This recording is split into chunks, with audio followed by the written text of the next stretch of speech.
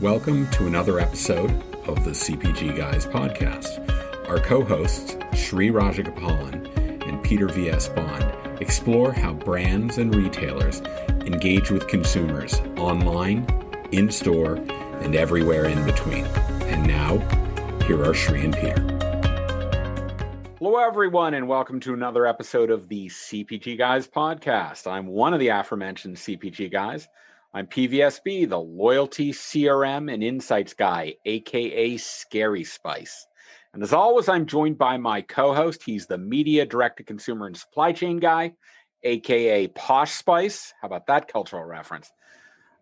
He is the Hershiser to my Sosha, the Messier to my Gretzky, and the Sims to my McConkey. Please join me in welcoming Sri. Sri, how you doing, old buddy? I was hoping you'd call me David Beckham. And the left foot, right foot, I don't know. I'll take it. But Peter, pleasure doing this with you week over week. You can tell if you listen to this podcast, we love what we do, is sharing knowledge. Yeah, you know, Sri, I'll bring a little bit of current affairs into what's going on right now as we record this. As a Dodger fan, I've been hit by two big losses this week. First, Tommy Lasorda, and then Don Sutton. So there's a lot of blue in Dodger Town. The Yankees added somebody. Oh, I don't want to hear about that. Yankees. We may start with Cody. Yeah, we'll leave it at that. Okay. In any event, let's get past the baseball element. Let me remind our audience that all of our content, we're on 20 platforms. We're on both of the major voice OSs. Our videos on YouTube. We've got a lot of document content. You can find all of that at cpgguys.com. And we really appreciate feedback from you. And our podcast can be advanced by you giving us ratings and reviews. You know, I'm a rating and review guy. So could you please take the time to go to the Apple Podcast platform and give us a rating and review? You can get there easily. Just go to ratemypodcast.com/CPG guys. That's ratemypodcast.com/CPG guys. Both Sri and I greatly appreciate the feedback. We use it to guide the direction of the content that we share on this podcast, which is actually part of why we are talking to our guest today. So let me get right to that. We're very happy to welcome our guest for this episode. He is the founder and CEO of ShipHero, which is a SaaS solution to help e-commerce direct-to-consumer sellers with fulfillment and shipping. Aaron Rubin. Aaron, how are you today? Hey, Peter, and also hi, Sri. I'm a fan of the show. Thanks for having me. Thank you. That's great to know. I'm going to leave a comment on the review saying, talk more about logistics. So just FYI, if you hear someone on there, that's me. We like it. This is good. Thank you for that. Hey, can you tell us a little bit about yourself and ShipHero before we get into the questions today? Sure. Yeah. So I started ShipHero with a co-founder about 8 years ago. His name's Nicholas Daniel Richards. Before that, I had an e-commerce company that I started way back in 1999 when I was in college. We sold apparel for a martial art called Brazilian Jiu-Jitsu. So ShipHero has two business units. One is a SaaS business unit where we provide warehouse management software to direct-to-consumer brands, as well as CPG brands that are getting into direct-to-consumer. We ship about 5 million packages a month through that software. And then we also have our own warehouses. So we've got 7 of our own warehouses that some brands outsource to. And that's the business. That's terrific, Aaron. Thank you so much for that deep background. Before we get into the questions, there is one other question I have for you, or it's more of a request, because a lot of our audience likes to multitask as they're listening to this. Can you tell people where they can go to find out more about ShipHero? Yeah, so just shiphero.com, really simple. And then if you, for some reason, don't know why, want to hear more of me, I'm on Twitter at Aaron, AARON, and ANDML. That's my handle on Twitter. I'm pretty active on there. Excellent. And for our audience, we'll put both of those in the liner notes with hyperlinks to this podcast, so you can find that easily. I've actually been scouring through your Twitter feed recently, Aaron, and You're the one. I love the content you're producing, and you're a very honest person. And I appreciate that. You're not trying to hype stuff. You're really trying to inform and educate, and that's what we like. So thank you for that. All right, so let me get into this. Just prior to recording, you and I were talking a little bit about your prior business, or the first business you founded, rather, Zengu, which is the Brazilian jiu-jitsu apparel business. And your biggest problem back in the late 90s was just trying to get a credit card processor to take you seriously enough to let you do transactions. So you're doing that. And then about 8 years ago, you decide to found ShipHero. Can you walk us through how that kind of came about, and what led you to move in that direction away from the business that you'd originally founded? And Aaron, truth be told, if we were in non-virus times, we'd be doing this in person, and I would have asked you to show us a Cobra Kai move. Peter's a big fan, by the way. Oh God, I'm obsessed with Cobra Kai. I'd have to put both of you to sleep first, and then we could do the podcast. Yeah, so kids these days don't know how easy they have it with Shopify and Stripe. We had to do it the hard way back in the late 90s. Yeah. So my motivation to start it really was our warehouse was in New York for Zengu, and New York was our biggest market, but California was our second biggest, and we had to compete with Prime. So we had to second day air lots of uniforms and rash guards and T-shirts to California, and I was giving UPS more money every year than I was taking home for myself, and I found that infuriating. So I was like, I'm going to fix this. And 8 years later, I'm still working on fixing it, but that's where it all started. It sounds like, what can you do for Brown? That doesn't seem to be the right way. It should be, what are they doing for you? Yeah, there's the FedEx UPS duopoly that works really well if you're one of those two in the duopoly, but a little tougher if you're a small player. Sure.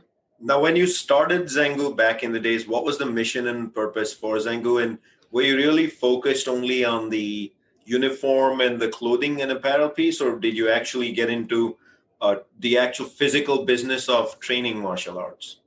No, so we just sold equipment. It was purely online e-commerce retailer. We started with karate and taekwondo, and eventually ended up doing Brazilian jiu-jitsu exclusively. There was no strategy. I'd been making my money. Sort of my last real job was as a lifeguard at 16, and then I just been doing various things online, doing some advertising, creating some content, making money on ads. And family friend reached out, wanted to do this business. I thought, hey, it's another little side business. I'll do a couple hours a week and make some extra money, because that's how I was living in college. And it took off, and I actually dropped out of college after 3 years because I was making a lot more money than I was going to make when I graduated and got a real job. So I dropped out after 3 years, and then lots of ups and downs, but it was totally unintentional. What I hear you say, Aaron, as I'll move to the next question here, is it's the true story of America. A lot of hard work, a lot of hustle. You start from, grassroots, and then you build it up, and the hustle continues. But it's inspirational for people in general, people in our industry. We are in the middle of what I would call highly transformational times in CPG brands and retailers in the business of fulfillment, and you're right in the middle of it. And if you hadn't got into it 10 years ago or 20 years ago, in this case, you would have missed the transformation, and the value you add to the industry would have also been missed. And that's where this next question goes, Aaron. Obviously, in the last year, with unfortunately, due to COVID and the virus issue, digital sales due to hygienity and fulfillment have broken the roof. And I believe it's broken a glass ceiling in terms of the should it be done or should it not be done, or procrastination. Now, you are running a logistics optimization WMS, from what I learned on your website. Is that 100% true? And then if so, what specifically in the industry was missing that you've jumped on, other than the pricing aspect that you just mentioned about couriers? And then who are your typical clients across the board? Yeah. So on COVID, one interesting story on CPG was Mars, the chocolate company, wanted to do. It was like you buy Snickers for nurses and frontline workers, right? And they signed up. It was Shopify and with us, and a couple of weeks into lockdowns, we were live, probably around 15 days to get that live, which is insane. And only way that was going to happen is the urgency of COVID. Like typical procurement process with CPG brands, like 6 months to a year. Like that's typically how long that process takes, and that one took 15 days. So it definitely catalyzed a lot of stuff. But Aaron, just you mentioned typical 6 months. Like even before we answer the question I asked you, how in the world did that get fast tracked from 6 months to 2 weeks? I mean, that's a record of sorts. Yeah. So, I mean, we do that. Like for us on the software side, we typically say 3 weeks to get live. So it's not that big a deal. Usually the 6 months to a year is getting through the procurement process is like 90% of that, right? And then like we go on site, we do training that typically adds a week or so, which we didn't do here because of COVID. Obviously, no one was able to go and travel. But it was really just, the will. A bunch of people got together, wanted to do it, and we're able to, like, we have a really inexpensive product. It starts at like less than $2,000 a month. So someone was just swipe their card and just did it rather than go through procurement. You hear that to our audience and our brand audience in particular? Sounds like someone asked for forgiveness rather than wait the 6 months to ask for permission and seize the opportunity. So I'm glad to hear that you were partnered up with someone who understood the importance of getting that done and allowed you to shine in terms of your deployment capabilities. Yeah, I actually have another one like that if you want to hear, which was yes. So Canadian Tire, right? Huge. For the audience purposes, full disclosure, my brother works at Canadian Tire at corporate. Okay. Sorry, got to throw that out there. Yeah. Okay. But they're like $10 billion. Yes. They're a big company. They're a big company, right? So an AVP there, his name is Carmine Bosco. He's a huge supporter of ours, right? Several years ago, he did the same thing, right? He just couldn't get stuff done that he wanted fast enough. And like, he just took his credit card, swiped his credit card. And then, a year later we were up, or a couple of years later, we were up in their corporate headquarters and, formalizing some more stuff. But till then, it just did it, just got it done. And then we together, proved the value, showed success, showed incredible growth in that division versus the other divisions. And then, he took the risk and became a hero for it. But it's definitely a bold move to just go ahead and do it. Absolutely. I don't know. I know I took you off on a complete tangent from the original question. Shri never does that. No. I want to get back to it. No rabbit holes in Shri's world. Which was, are you guys just a WMS software? And then what makes you unique in the industry that brands gravitate to you? And then what are like a sampling of your clients or like categories you're working in? Yeah, so we're a networked WMS and we're SaaS. So the SaaS part just means we're fast and cheap, right? Like fast to implement and cheap to implement, no contracts. I mean, we sign contracts with people that want contracts, but we never ask for contracts, right?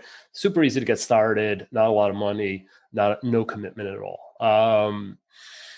Networked means anyone can work with any of the warehouses, basically. So you ask for a customer, so I'll give you both a customer and an example together. Actually, maybe I shouldn't say the customer, but really large entity, public company. They're doing $500 million with us, who they started with 2 facilities on their own using our software. And then they worked with, at this point, maybe 3 or 4 outside fulfillment centers, 3PLs, third-party logistics companies, both in the US and outside the US. So they grew massively. And instead of opening new warehouses, they just asked us like, hey, are there good warehouses we can work with? We introed a few. They made deals with outsource deals with them. But as far as they're concerned, from the management perspective, it's the exact same, whether it's an owned warehouse or a third-party warehouse. So that delivers that capability. But then for another company, so I don't know, are you guys familiar with the walking company? Yeah. So the walking company, what they were able to do, and in COVID, this was a huge help, is deploy our software to all their stores for ship from store and buy online, pick up in store. And like we charge $150 for a user. So in each facility, it costs them $150 a month. They had to buy a printer for the labels if they were shipping, and a barcode scanner from Amazon for $25. And they were up and live, right? So like not calling one of your Manhattans, Red Prairies, whatever, Blue Yonder, and having a whole large installation. Just someone goes, sets it up, they spend $150 a month, and they're live. So that networked aspect allows for some, it's always valuable, mostly for people who had like a bunch of warehouses. But now buy online, pick up in store, ship from store is so huge, and it just plugs right in. No additional fees, just do it. Can you walk us through how the shipping component works, given that it's focused on cost reduction for shipping? I mean, do you have a network of suppliers you work with, and how do you optimize that? Go ahead. I was to say the brands bring their own carrier accounts, right? So they generally have their own UPS, FedEx, et cetera. We're not forcing them to use anything they don't want to use. We support all the majors and a bunch of second tier or smaller players. We focus on a couple of things. First is just get the product closer to the end customer. At the end of the day, that's the best way. It's cheaper, it's faster, and it's more environmentally friendly if you're shipping a shorter distance. So that's step one, right? Don't ship from one warehouse in New York like I used to, all the way to California, second day air, right? Ship out of Nevada and ship it ground. It'll get there faster and cheaper. So that's step one on cost reduction. And then the other stuff is there's algorithms and rules you could set up, and we do live quoting. So basically, the person shipping the order just presses the print label button, and it, based on your rules and which carriers you want to use, it just automatically spits out the cheapest label. Follow-up question on that. In terms of where you're focusing growth in your business, which side of the two components that you're offering consumers are you really trying to grow right now? Yeah, so I mean, both the warehouse side, the warehousing side is growing faster just because it's smaller, so percentage-wise it's growing faster. But we're doing like 5 million orders a month, shipping 5 orders a month on the SaaS side, which is more than double what we were same time last year. So they're both growing really quickly. So Aaron, just listening to you speak, I had a quick question on how you balance the WMS side of the fence with your actual, if I learned correctly, you have 7 warehouses and you're going to grow over time, but how do you balance both? Do you have some sort of formula you're using, or you're just letting it play out? Yeah, so I mean, the warehouses are customers of our own software. So it's actually been really great having our own, because sort of getting feedback on a software product from customers is something that's really hard to tell of, like, how big a problem is this really, or is it just like customer doesn't like the way you do a certain thing, versus like when it's your own, you get in, like I go to one of the warehouses generally once a week or once every other week, and I'll spend a day there and ship orders and receive stock and just see how the operation's going, right? And then like when you see something, you're like, wow, this really sucks. We really need to fix this, right? You feel the pain when you're, it's your own employees and yourself doing it. And then what happens is we go back, work with the team, deliver what we think is the solution, and then I'm back at that warehouse and trying it and seeing how it works. And I'm like, sometimes like, man, we made this worse, right? We went the wrong way. So that feedback's been super helpful. So having both has been a godsend. Yeah, there's no debate. If you've got an optimization-based WMS that's actually helping a brand optimize its shipping costs, and this later on, we're going to ask you about fulfillment, but I'll wait for that one. But there's no debate that if you can back that up with carrier-based fulfillment, you're in a serious competitive space, which actually the next question is all about your competitive landscape. I'm going to break it up one piece at a time. So again, I don't send you off on a tangent. The first one is the WMS piece. who is your competition, and based on your competition, what makes you extra special? Yeah, so we mentioned Blue Yonder in Manhattan. So we go up against those guys. Who else do we go? Oh, there's a company called DePasco. I think UPS invested in them. We go up against them a bit. And then there's we're often switching people out of let's say 3PL Central, or they're in ShipStation, and that's sort of where they started, and they're looking to go a little bigger. And then what makes you why would someone switch over to you?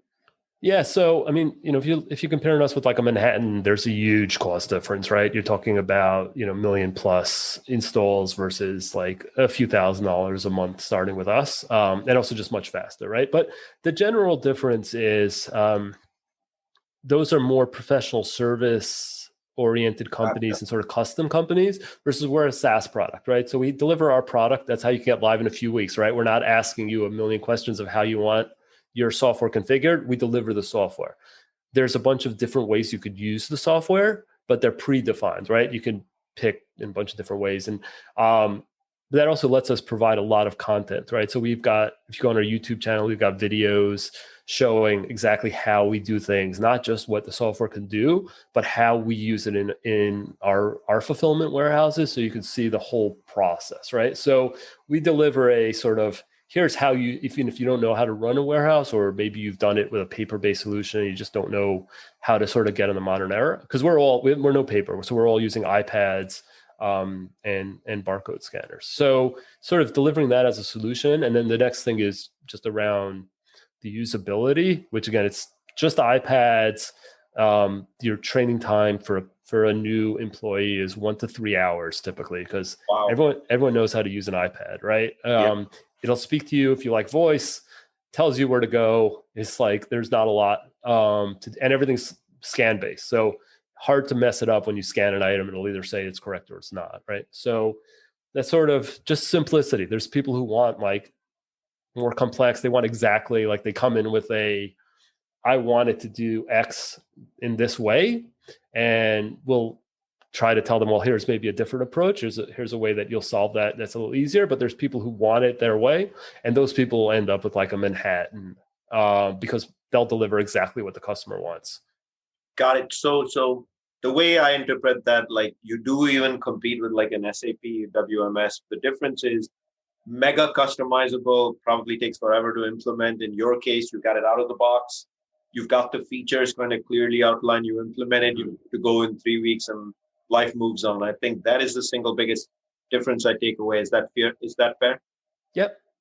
And so what about companies, especially the larger brands, are going to have enterprise management softwares that it's come through their IT architecture that's not going to change. So can you bolt onto those? Yeah, so we integrate with the ERPs. Usually there's a consultant that'll do that work. So yeah, there's a bunch of tons of ERPs. There's SAP integrations that have been done, SAP or NetSuite. There's a range of them that we do. And we also work sort of in the CPG space. We work with a company called Nulogy, which software and a bunch of co-packers. So with Nulogy, we did is we work directly with their team, and there's a two-way integration. So there's functionality in Nulogy to work with ShipHero. There's functionality in ShipHero to work with Nulogy, and that works really well. So we're in some co-packers. We've done some stuff for co-packers that have worked with Frito-Lay and some other large brands to support that, because you're right. There's data requirements that must go beyond our software. And so we do that via those integrations. And the other thing is our API is totally open. You could just see everything. It's totally visible. And really modern. So Shopify builds on top of it. They use our software for warehouses that they outsource to, and a bunch of other big brands. So we're really proud of that API, and that sort of gives the people functionality to connect it to their proprietary data sources, which every large brand has. So the biggest takeaway that I had as a net of those answers was you're just faster and easier to work with, and you're more cost effective. So would it be fair for me to ask you to share your pricing model with our audience? I know it's very transparent on the website and they can find it there. I looked at it last night, but for the benefit of our audience, could you state how you develop the financial aspect of this relationship? Yeah. So yeah, like I said, everything's on the website. You don't have to talk to a salesperson to get the pricing. It's all right there. So, refreshing, Peter. I know. Yeah. So something that I hate I hate having to jump on a call to find the price, like just give me a range so I know if I'm talking to the right person or not. Right. So, so our product starts at $1,850 a month. And then that includes, I think, 5 users. I'm not 100% sure. And then it's $150 a month for each additional user. We don't charge based on volume. We don't charge based on warehouses. We do charge based on store connections. If you're connecting to more than 10 sales channels, which the majority of brands do not. But in case you do, we do charge for that, which is, I think, $29 a month per store connection above 10. And that's it. Aaron, just to wrap that one up, when you say 10 channels or more, could you just describe the popular channels you guys enable? Like, is it Amazon, 3PL, is it eBay? Yeah. So Shopify, Amazon, Channel Advisor, eBay. We even do Etsy, BigCommerce, WooCommerce. Not my favorite, but Magento. Ooh, there's a story there, I imagine. Oh, you got everything in anything in DTC enabled, and most of the big 3PLs. Yeah, we got most of the big. Yeah, Magento is just they went from 1 to 2, and then they turned off 1, but 2 wasn't quite ready, and there was a lot of brands that it was not the, and Adobe bought them, and we'll see how the new version does, but it was pretty rough times. They didn't do that transition very well. You mentioned something earlier about APIs. APIs are to SaaS platforms like USB plugs are to notebook computers. Yes. Pretty much these days, it's a table stake. But in any event, I mentioned earlier I'm the data and insights person. So from my perspective, success is ultimately dependent upon a client's ability to measure the performance of your solution. So can you give us a little background on what type of analytics are included in your platform? I have to imagine if you're managing your own warehouse, on behalf of your clients, you want to be able to measure the performance attributes of the throughput that you're delivering for them. Yeah. So just the story of how in my e-commerce company, an insight when we started to deploy this that was pretty eye-opening was that our top picker was doubling the performance of our worst picker, but wow. The top picker only got paid $2 an hour more than the worst picker, right? So so just the visibility into performance as well as error rate, it's just massive. Like when people see that for the first time, they always go like, oh yeah, I thought that guy wasn't that good, or I thought that girl wasn't that good, or I thought that guy was great, but they never really like promoted the good one or gave him more money or let go the bad one, because without that, the real data to back it, it's really tough to make those personnel decisions, right? And it's super basic stuff, but if you don't have it super easy to see, right? Like I have the data, but sort of to get it, I have to ask someone to run a report to get it to me. Yep. Versus like on ours, it's just right there. You can see the daily performance, you can see the weekly performance, you can see the monthly performance. It's so obvious. So that's sort of on the human side and the personnel management side. And then we also just have what we call the hero board, where you could see in real time. So, within that, up to that minute, how many orders are outstanding, how many were shipped, how many are in totes waiting to ship. And it just gives you really you don't have to go and peek into the warehouse or call someone at the warehouse. You see right there, anyone in the company can see, are we going to hit our SLA? We're going to get all our orders out today or not. It's super, super transparent. Yeah. And on the fulfillment side of your business, brands have big issues on fulfillment costs in direct to consumers, since they oftentimes don't have the legacy experience in doing that. Why is your fulfillment option attractive to them? Yeah, so the simplest thing is pricing. So transparent pricing. So if you work with UPS or FedEx, I like, it's like your bill looks like a CVS receipt, right? It's like you paid. Oh, Aaron, you hit my sweet spot. Okay. That was my bit. When I was at CVS, I was the guy responsible for the 6-foot long register receipts. Oh, were you? I apologize. Oh, yeah. Well, yeah, it's great. It'll be on. I'm pretty sure it's going to be on my tombstone. I talk about that occasionally on the podcast, but you had me at register receipts. So go ahead. Well, you don't want that though on your bills when you try to parse what you actually paid. So, like a typical bill is going to have a price, a residential surcharge, maybe a delivery area surcharge, and then a fuel surcharge, right? That's on everyone. And then right now there's a bunch of surcharges they put in for holiday peak surcharges, which have been extended indefinitely. So they went from peak surcharges to just they're, whatever. They're just fee. They're It's just a fee. Exactly. So, so sort of, having been doing this for 20 years, I still can't really understand what you're going to pay on a given package without spending several minutes per package, right? It's brutal and intentionally so, right? Because it's really hard to negotiate when there's 90 something different ways that they price things.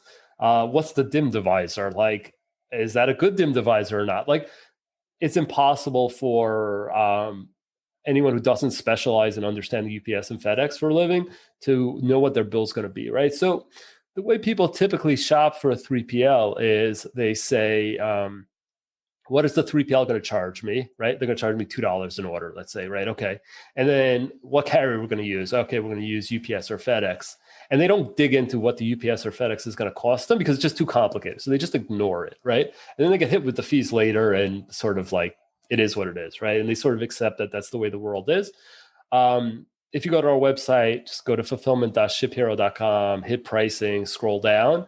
We'll tell you exactly what the price is going to be depending on your size and weight. There's no surcharges. The other thing we didn't mention is zones, right? So typically you've got all these zones, zones 1 through 8 or 1 through 9. What people don't tell you is people sort of look at zone 1 is cheap, zone 8 is expensive, and they're like, oh, it's probably going to be somewhere in the average. What people don't tell you is about 10 times as many packages are going to zone 8 as going to zone 1. Because they're concentric circles. So if you do your basic geometry right, it's like if you take a 300 mile circle, right? And then you do another 300 beyond that and 300 beyond that. Suddenly the last one is huge and dwarfs all the smaller ones, right? So so people don't understand that. It's super hard. They don't give you the transparency, right? So we don't do any of that. So there's no zones. It's just, this is your price. You don't have to be a PhD and start doing pivot tables to understand it. So, I mean, that's really where I think it starts. Is you could use us and understand it. Also, we're not doing same as on the SaaS. There's no contracts. We're not locking anyone into volumes or anything super complex. You could just sort of send in your product, try it, send us, 1 box, we'll ship it for you, see if you like it, and go from there. I probably went off on a tangent, Sri. No, that's great. No, I was about to point something really relevant out, and which is, I know we're almost out of time here, but there's so much more I want to talk to you about shipping, and we're going to have to rush through the other questions. But what I really wanted to point out here is, last few months I've been advising a bunch of D2C startups. And while doing that, Aaron, I've realized how one of the most important pieces of the fulfillment is this cross-zone transactional cost. Zone 1 to zone 5, zone 1 to zone 3, 3 to 4, whatever the case might be. And it was very refreshing to hear a fulfillment provider very transparently even bring that up to the surface, because it's a deep hidden cost that if you don't optimize, is going to hit you in the bank pretty badly as a line item in your P&L. So thanks for expressly and transparently pointing that out. I really personally enjoyed that. Let me rush through a few more questions that I had. One is, since you are a logistics fulfillment provider as well, do you do your own co-packing for brands? Is that a service you offer? Do you do multi-packs? How about the world of inserts, ad collateral? Is there a charge for each one of those zones? How about boxing, packing? Do you guys bring ideas to the table for boxing? I'm just trying to get into the world of your fulfillment arm. And what are the services you provide? Yeah, so I mean, we're not a manufacturer, right? So we're not a co-packer, but we're doing all those other things. So a customer of ours called Bite, they're like Invisalign. They do like mouth Yep. like teeth Yep. stuff. So they actually sold earlier this month for just north of $1 billion, which was a great outcome from them. So yeah, we go and we box the stuff and we sort of assemble the things correctly to send it out. So yeah, we definitely do all that. We charge, the price includes 3 picks. So if the insert counts as a pick, so if you're doing less than 3, it's included. If you're doing more, it's an additional 25 cents. People have more complex needs and those we price. So like not everyone fits in the standard pricing, right? There's people who want much more than that. We work with a company called Adams. They do shoes, different like quarter size. You get different men's left and right foot sizes, and they're doing a bunch of masks and stuff like that. So we'll do a bunch of custom things around it. Like the pricing is like if you want something vanilla, if you want something more, of course we'll talk about it. Same thing on the boxes side. So like we're not a box manufacturer. We work with a bunch of external providers for packaging solutions, and sometimes the customer just asks us to take care of it, and sometimes the customer takes care of it and sends us the box. Either way, totally fine. Great. Aaron, let's talk a little bit about the future. Obviously, during this pandemic, we've seen the rise of retailers like Walmart, Target. I think I just saw a list that said Kroger is broken into the top 10 for e-commerce retailers in the country. Click and collect is huge. Really, what is the role that ShipHero is going to perform in this transforming economy where these big retailers are taking a dominant position? And have you ever considered, or are you acting as an agent for any retailers in terms of delivery?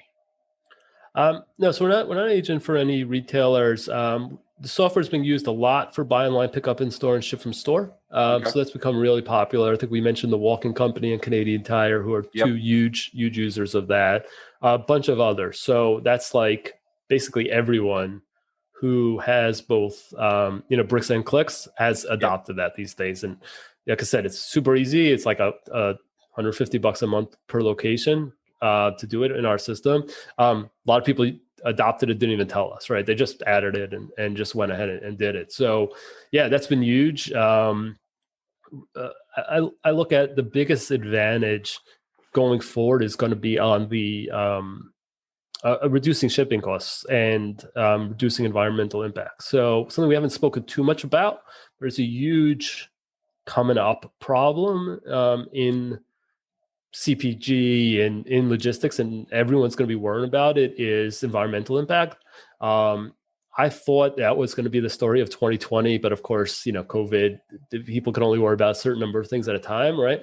But once we get through the pandemic, I think we're going to shift back to focus on global warming and sustainability, and e-commerce and the way CPG is being done direct to consumer is really not great. So we're seeing people shipping, beverages. DTC beverage companies are huge right now, and legacy beverage companies shipping direct to consumer are huge. But if you're shipping that on a plane cross country, horrible for the environment, right? That stuff is heavy, and you're emitting a lot of carbon to get it to your end consumer, versus if they can pick it up themselves from their supermarket, or they can ship from a place that's within a few hundred miles from them, you're going to reduce that impact dramatically. So we're trying to help with that. That's why we have the 7 warehouses, and we're trying to get close to the consumer, so that last mile is as short as possible, so that we're protecting the environment to the way possible. And I'm hoping more brands sort of focus on that sustainability going forward. I, for one, wish we had a whole nother hour to get into the depths of shipping and the optimization opportunities across the board on fulfillment. And my last question for you, Aaron, is really anchored around that. The larger the brand, traditionally, they've been hesitant to get into D2C because, becoming a D2C provider, you become a retailer, which obviously adds significant investments and costs to the P&L. And what is your advice for brands seeking or thinking about the D2C journey? Can this be cost effective? And is this just a way of the future that brands need to get into to experiment?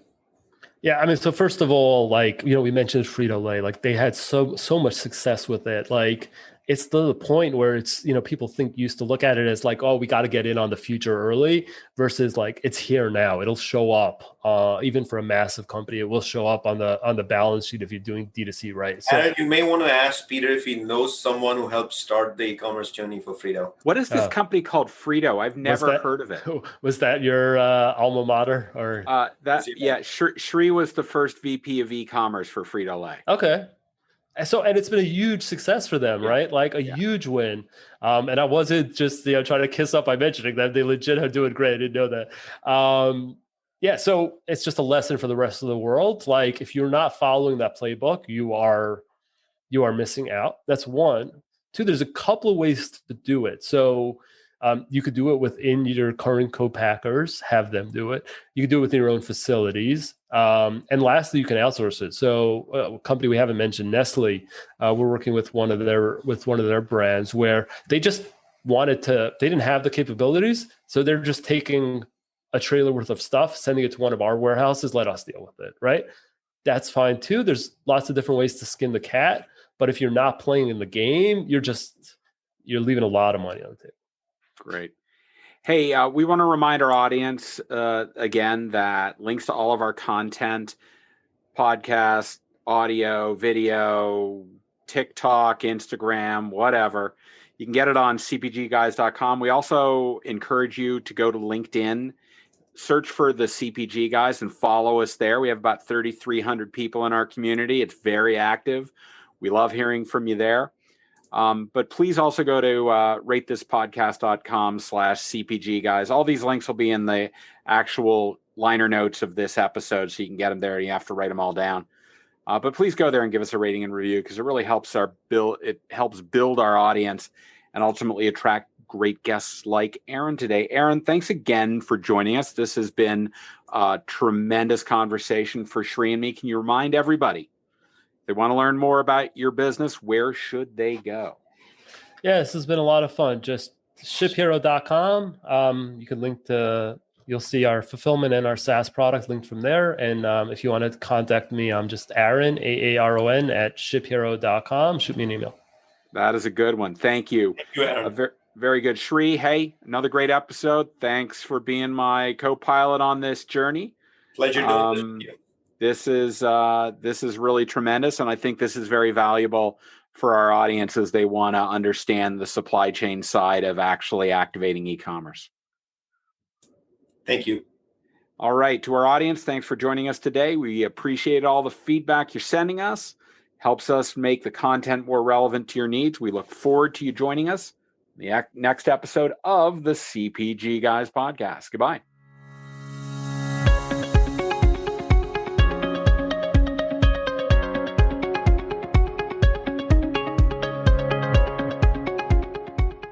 The content in this podcast episode is provided for general informational purposes only. By listening to our episode, you understand that no information contained in this episode should be construed as advice from CPG Guys LLC or the individual author, hosts, or guests, nor is it intended to be a substitute for research on any subject matter. Reference to any specific product or entity does not constitute an endorsement or recommendation by CPG Guys LLC. The views expressed by guests are their own, and their appearance on the program does not imply an endorsement of them or any entity they represent. The views expressed by CPG Guys LLC do not represent the views of their employers or the entity they represent. CPG Guys LLC expressly disclaims any and all liability or responsibility for any direct, indirect, incidental, special, consequential, or other damages arising out of any individual's use of, reference to, or inability to use this podcast or the information we present in this podcast.